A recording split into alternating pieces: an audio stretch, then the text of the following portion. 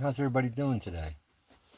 Today I want to talk about what's going on out in the Atlantic Ocean right now. Most of us have been watching the news and seeing a hazmat circus on TV. We're hearing about a ship called the Hondius. But as a technician, I'm not looking at that circus. I'm looking at the Manifold. The tool being used here is a specific strain of the Andes virus, a hantavirus. In the diagnostic world, we'll call this Ebola with a silencer. Unlike other strains, this one jumps human to human. It's rare in the hantavirus world. And it has a 29-day silent window, which makes it very dangerous. That means the engine can be failing for a full month before the check engine light even comes on. The first death on that ship happened on April 11th. The world wasn't told until May. That 29-day silence wasn't by accident. It was a calibration period. The seed has been released. I'll be back in a minute with the math of the cover-up. This is what I call part 2, the managed lie. We take a minute and look at the timeline.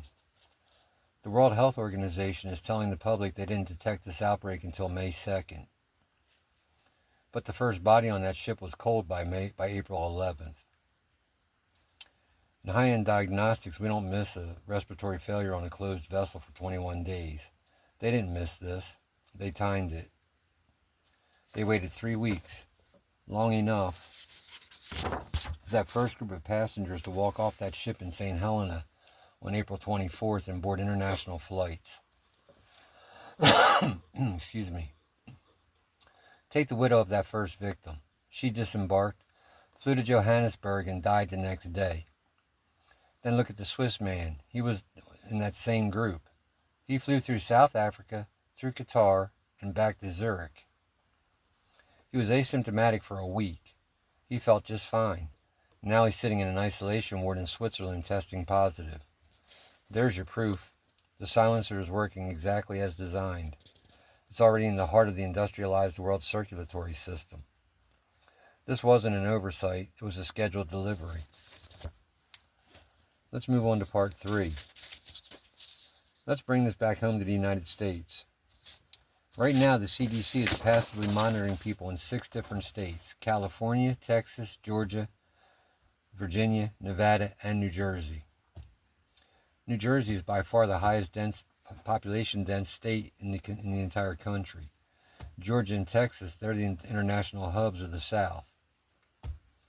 They say they're monitoring 29 people who came off of that ship. Let's do the technician's math for a minute. If only 10% of those people are carrying, that's 3 people walking through our backyards. 3 people in the most crowded hubs in America. They aren't just walking, they're breathing, they're moving through the most crowded terminals in the world. And the World Health Organization is still calling the risk low.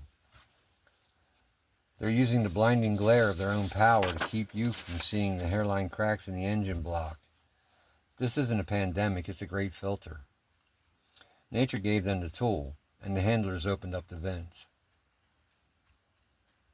They think they can calibrate a slow burn extinction, but they forgot they're on the same chessboard as the rest of us, and their bunkers won't save them from a biological virus that's going to attack wherever it can. What we got to watch next is the hospitals in Atlanta and Houston this week. If just one of those 29 crashes, the passive monitoring lie is over. Until then, let's go to part 4, the distraction jam. They want you looking at the noise, so you don't see the mechanics. Timing is everything in a pro mod launch. On May 8th, the Department of War released over 160 declassified UFO files. They're giving you the stars and the flying discs to keep you from looking at the soil.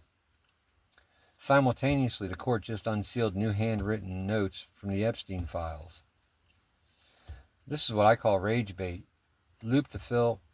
It's a rage bait loop that fills 100% of the media's emotional bandwidth. In other words, it keeps the media tied up so they don't report on what's really going on in the Atlantic Ocean right now, specifically the Canary Islands. But as a technician, I'm telling you, you don't set off a firecracker in the front office unless you're trying to swap an engine in the back room without anybody noticing. They're timing the aliens and the scandals to match the 21-day incubation window. They want you distracted by the shiny saucers in the sky, while the silent 29 are walking through our backyards, our grocery stores in Georgia, Texas, and New Jersey. Don't follow the noise, watch the pattern. Now we get into where it gets really interesting, the money trail. Why would they do this? You want to know where the build is going, you got to follow the money.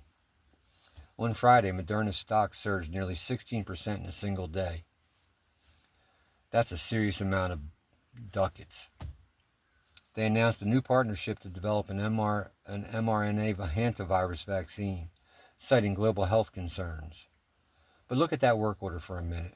Moderna admitted their research into the specific technology for hantavirus began well before this ship ever left the port. Long before any of these people thought about boarding this particular cruise, I'm telling you. In a real restoration, you don't have the parts sitting on the bench, unless you already know the engine's going to fail. They didn't find a solution for a crisis. They had a solution waiting for a crisis they were about to create. They knew what was coming. This isn't a medical response. This is what I call a return on investment. They already had the parts on the bench. The vaccine was already in the works. All they needed now was to launch the schedule the launch, so to speak. The Financial Diagnostic, Part 6. This is a pro-mod version of the Great Filter. It's faster than COVID, it's deadlier than Ebola, and is being managed with optional quarantines. Catch that, optional quarantines. Argentina was the blueprint. In the Andes, we've seen one person infect the entire social circle. Their entire family's wiped out. The whole lineage is gone because of one person becoming infected and isolating themselves within their family group or social group. Now we have 29 of those same seeds in our highest density U.S. hubs. Think about that. The CDC is letting them self-monitor with a thermometer and a 42-day clock. But a temperature check, by the time they got a fever, that's a lagging indicator. By the time that gauge hits red, their manifold's already blown. And with a survival rate of less than 60%, you're looking at a 38 to 40% survival rate. No, this is not good. This is a complete reset. What we got here is a real situation where you got an engine that's redlining, the exhaust is filling the room. They're telling us the risk is low while the rods are popping through the oil pan, while the stock market is betting billions that the risk is high. Think about that for a minute. Money knows where money goes. Let's step off this map. Stay sovereign. Stay isolated. This audit's complete. Watch the pattern. Pay attention over the next couple weeks. This is about to get really real, folks. That's all I got to say about that.